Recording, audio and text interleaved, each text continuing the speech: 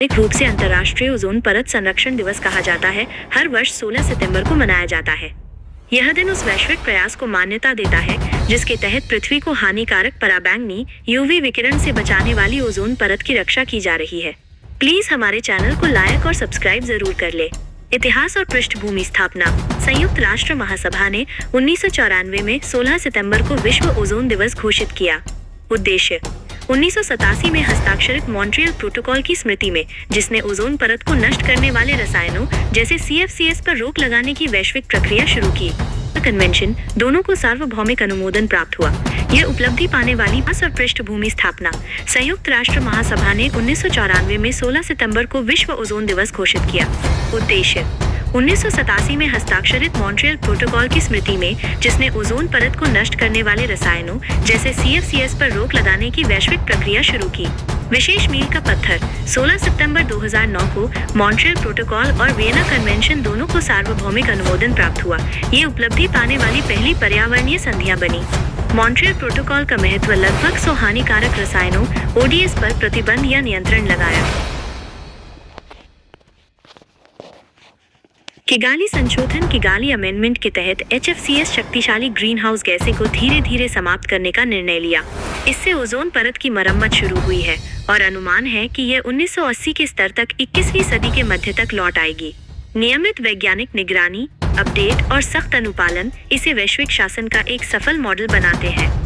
Ozone परत की वर्तमान स्थिति। विश्व मौसम विज्ञान संगठन WMO की रिपोर्ट के अनुसार 2024 में अंटार्कटिका के ऊपर का ओजोन छिद्र हाल के वर्षों की तुलना में छोटा रहा।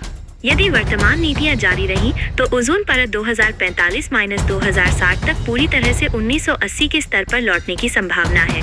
मुख्य तथ्य तिथि 16 सितंबर हर वर्ष। आप अभी तक चैनल को सब्सक्राइब नहीं किए हैं तो प्लीज हमारे चैनल को लाइक और सब्सक्राइब जरूर कर ले।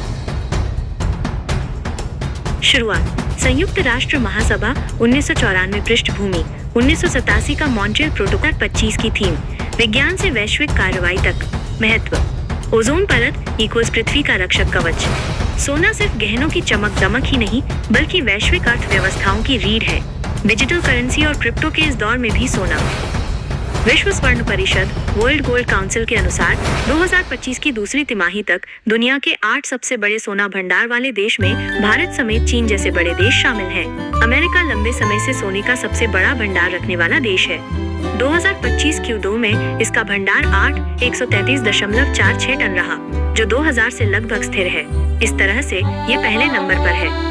मौजूदा वक्त में जर्मनी के पास 350.25 टन सोने का भंडार है, जो साल 2000 में 3468 टन था। इस लिस्ट में जर्मनी दूसरे नंबर पर है। इटली का सोना पिछले कई दशकों से बिल्कुल स्थिर है। इसके पास मौजूदा वक्त में 451.84 टन सोना है। इटली तीसरे नंबर पर है। भारत के सबसे अच्छे दोस्त फ्रांस के पास साल 2002 में 3,000 टन से ज्यादा सोना था।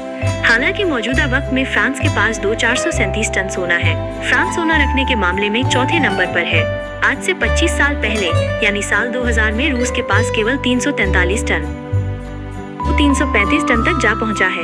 रूस 5वें नंबर पर है। भारत के पड़ोसी मुल्क चीन के पास लगभग 279 टन सोना है। यह धीरे धीरे भंडार बढ़ा रहा है। चीन सोने वाले देशों की लिस्ट में 6ठे नंबर पर है। यूरोपीय देश स्विट्जरलैंड एक छोटा देश है। इसके बावजूद मौजूदा समय में 1040 टन सोना है। इसके पीछे की मुख्य वजह स्विस बैंक को माना जाता है। इस तरह से ये 7वें नंबर पर है। भारत के पास मौजूदा वक्त में 880 टन सोना है, जो अब तक का सबसे ज्यादा है। इस तरह से ये दुनिया का देश है जिसके पास इतना सोना है। ये जानकारी आप सभी को बहुत पसंद आए हैं तो प्लीज हमारे चैनल को लाइक और सब्सक्राइब और शेयर जरूर कर ले। जय श्री राम जरूर लिखे।